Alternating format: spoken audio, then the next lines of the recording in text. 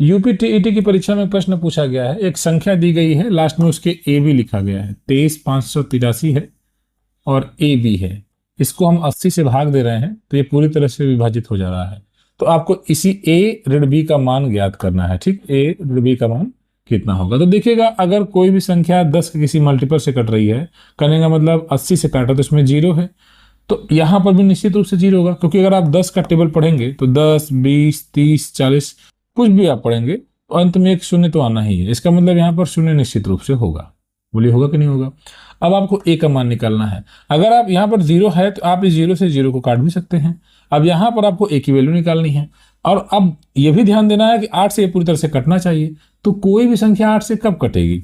8 से वह संख्या तभी कटेगी जब उसके अंत के 3 अंक मिलाकर जो संख्या बन रही है वो 8 से कटने चाहिए। जैसे इन्होंने 8, 3 और ए लिखा है, ठीक है। अब ये 8 से कट रहा है, निश्चित रूप से कटना है। तो 8 से काटिए, 8 एक कम 8, फिर यहाँ पर बचा, अब 3 में भाग नहीं जाएगा तो 0 लगाएंगे, फिर यहाँ पर एक की जगह कोई संख्या होगी। तो 1 से लेकर 9 तक की कोई संख्या सोचिए आप, है ना। तो 1 से 9 तक की संख्या सिर्फ 2 हो सकता है, तभी यहाँ पर 32 बनेगा, इसके अलावा कटेगा नहीं। तो 8 चौको 32 हो जाएगा। तो यहाँ पर 2 बन रहा है, साफ साफ दिख रहा है। तो इसका मतलब यह होगा कि एक की जगह पे 2 हो गया। अब आपसे ए ऋण बी पूछा तो 2 ऋण 0, तो कितना आएगा भाई? 2 आएगा। विकल्प संख्या ए सही है। इस प्रकार से आपने इस सवाल को लगा दिया। टीईटी की तैयारी कर रहे हो तो इस चैनल को सब्सक्राइब कर लीजिए। धन्यवाद।